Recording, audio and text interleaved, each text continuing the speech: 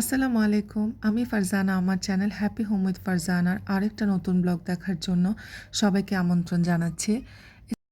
নতুন নিয়েছি, এখনও কিছু রান্না করিনি। কি রান্না করব চিন্তা করছি। তবে যাই রান্না করি না কেন আপনাদের সাথে অবশ্যই শেয়ার করব।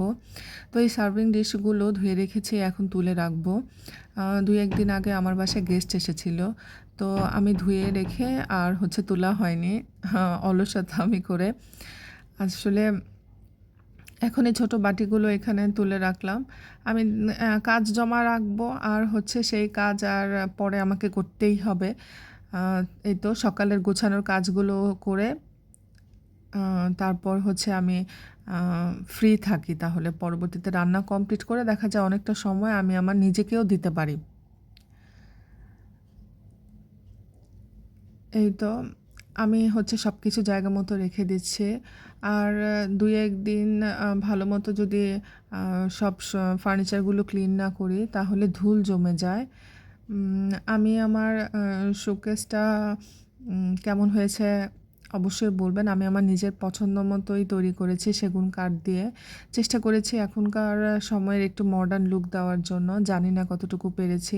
সাধ্যের মধ্যে যতটুকু হয় চেষ্টা করেছি।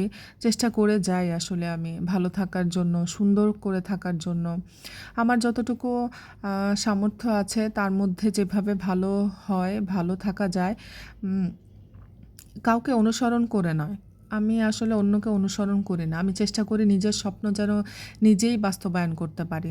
একটা পথ তৈরি করে নিই। সেই পথ দিয়ে যদি আমি চলি, একদিন না একদিন আমার সে পরিচয় সুন্দর হয়ে উঠবে। এটাই আমি চিন্তা করি। তো এই তো আমার ডেইলি যে বেসিসের যে প্লেট বাটিগুলো আছে সেগুলো আমি জায়গা মতো রেখে দিয়ে আমি রান্না করতে চলে আসব। তো আজকে একদমই সিম্পল রান্না করব। সেটা একটা ভাজি করব। এর জন্য আমি কালো জিরা এবং শুকনা মরিচের ফোড়ন দিয়ে নিচ্ছি। তারপর পেঁয়াজটা আমি দিয়ে অ্যাড করে নেব।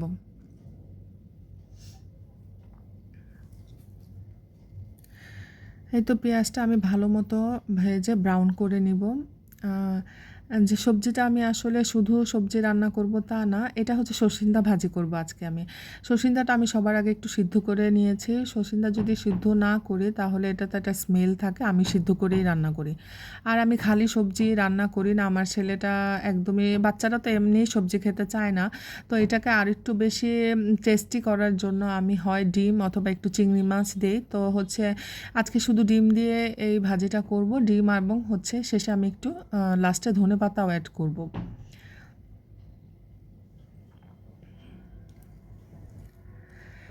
এই তো ধনেপাতা অ্যাড করে নিয়ে আমি একটু হতে দিব। ডিমটা তো হয়নি, এখন একটু কাঁচা কাঁচা থেকে যায়। কাঁচা আবার থাকলে যেন না থাকে, তার জন্য আমি একটু ঢাকনা দিয়ে ঢেকে তারপর আমি এটা আস্তে আস্তে করে কেটে টুকরা টুকরা করে দিলেই হয়ে যাবে।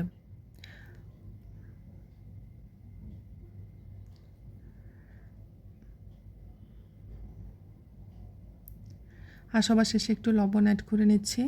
এই তো আমার ডান, সবজি রান্না হয়ে গেল, ভাজিটা করা হয়ে গেছে। এখন আমি আজকে যে তরকারি রান্না করব সেটা সবজি দিয়ে রুই মাছ যে রান্না করব। তো এই সবজিটা আমার আম্মু ছাদ বাগান থেকে আম্মু আমাকে দিয়েছে। তো আম্মু আমাকে বরবটি, ধুন্দুল আর বেগুন দিয়েছে। আমি না, আমার আম্মুর ছাদ বাগানের সবজিগুলোর তরকারি তো আগেও আমি খেয়েছি। আমি ওই তরকারির যে একটা স্বাদ হয় আর আমরা নর্মালি যে সবজিগুলো কিনে খাই সেটা থেকে দেখলাম অনেকটা ডিফারেন্স। আমার আম্মুর বাগান থেকে যে সবজিগুলো দিয়ে আমরা তরকারি রান্না করে খাই ওটার টেস্ট অনেক মজা, একটু মিষ্টি মিষ্টি ভাইবস আছে। তো আমার ভীষণই ভালো লাগে।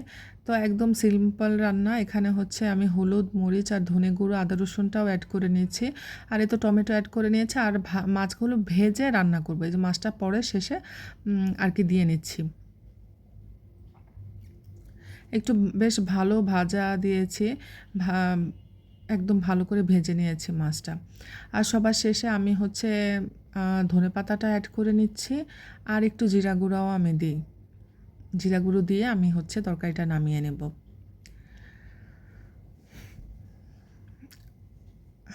এই তো আমার রান্না কমপ্লিট প্রায়। এখন আমি আমার কিচেনটা ক্লিন করে নিলাম। কিচেনটা যদি ক্লিন করে নেই তাহলে মনে হয় পুরা বাসাই আমার পরিষ্কার। আসলে হেড তো কিচেনটা, একটা বাসার হেডই কিন্তু কিচেন থাকে।